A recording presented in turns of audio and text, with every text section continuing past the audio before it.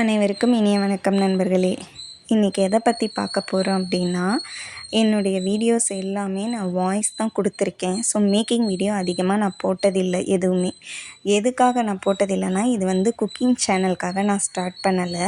என்னுடைய லைஃப் ஸ்டைலை நான் எந்த அளவுக்கு சேஞ்ச் பண்ணியிருக்கேன், அதனால் என்னென்ன சேஞ்சஸ் என் உடம்புல நடந்திருக்கு, எதுலேருந்து நான் ரிவர்ஸ் ஆகி வெளியே வந்தேன்றதுக்காக தான் நான் வீடியோஸே அதிகமாக போடுறேன்.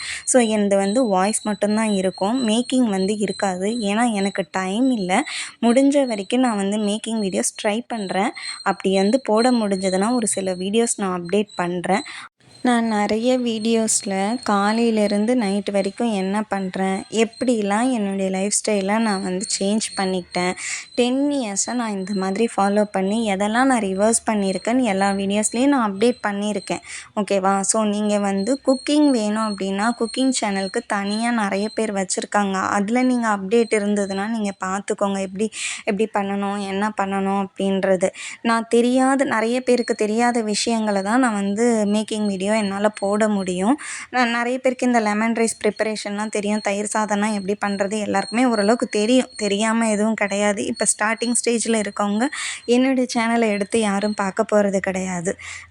யார் ரொம்ப ட்ரெண்டியாக ரொம்ப இதுவாக போயிட்டுருக்காங்களோ, ஃபாஸ்ட்டாக போயிட்டுருக்காங்களோ அவங்களுடைய வீடியோஸ் தான் அப்டேட் தான் பார்ப்பாங்க.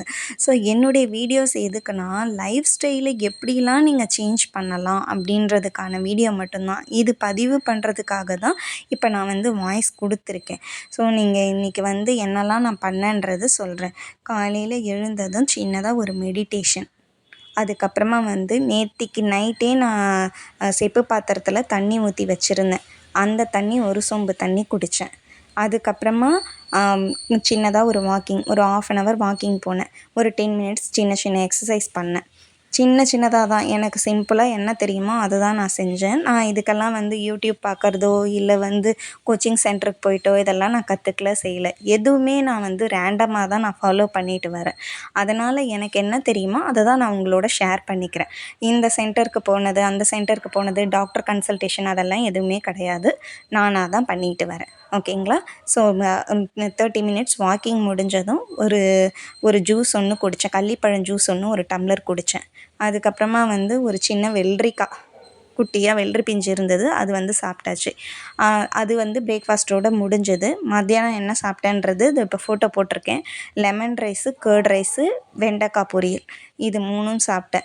நீங்கள் ரைஸ் குவான்டிட்டியை கம்மி பண்ணிவிட்டு நிறைய காய்கறிகள் வச்சு சாப்பிடுங்க. நான் 10 வருஷமாக ஃபாலோ பண்ணுறதுனால ரொம்ப இளைச்சிட்டேன்.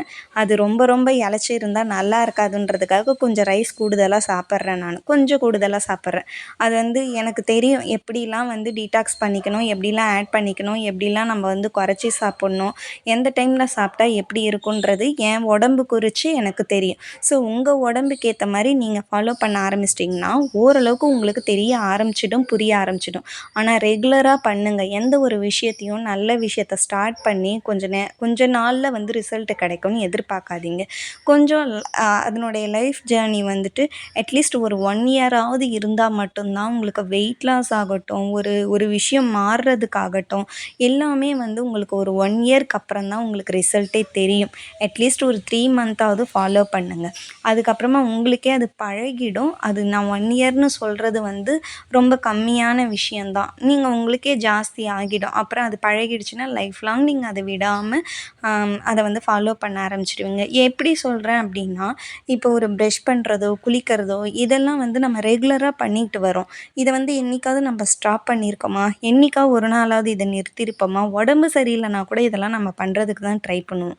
ஸோ அந்த மாதிரி ஒரு சின்ன நல்ல விஷயங்கள், நல்ல மாற்றங்களை கொண்டுட்டு வரணும்னு நினைக்கும்போது அட்லீஸ்ட் ஒரு 21 டேஸ் நீங்கள் வச்சு அதை ஃபாலோ பண்ணும்போது மட்டும்தான் அது உங்கள் லைஃப்பில் வழக்கத்துக்கு கொண்டு வரும். அதனால தான் அந்த காலத்தில் 48 நாள் ஃபாலோ பண்ணுங்கள், ஒரு மண்டலம் ஃபாலோ பண்ணிங்கன்னா போதும் அப்படின்னு சொன்னதுக்கான ரீசன் என்னென்னா, அது உங்கள் வாழ்க்கையோடு ஒட்டிடும், உங்களை விட்டு அது பிரியாது. ஸோ அதுக்காக தான் இப்படியெல்லாம் ஃபாலோ பண்ண சொல்லி அந்த காலத்தில் சொன்னது. ஸோ உங்களால் எந்த அளவுக்கு ஃபாலோ பண்ண முடியுமோ அந்தளவுக்கு ஃபாலோ பண்ணுங்கள். என்னுடைய வீடியோஸ் எல்லாமே பிடிச்சிருந்ததுன்னா லைக் பண்ணுங்கள், சப்ஸ்கிரைப் பண்ணுங்கள், ஷேர் பண்ணுங்கள். அனைவருக்கும் நன்றி.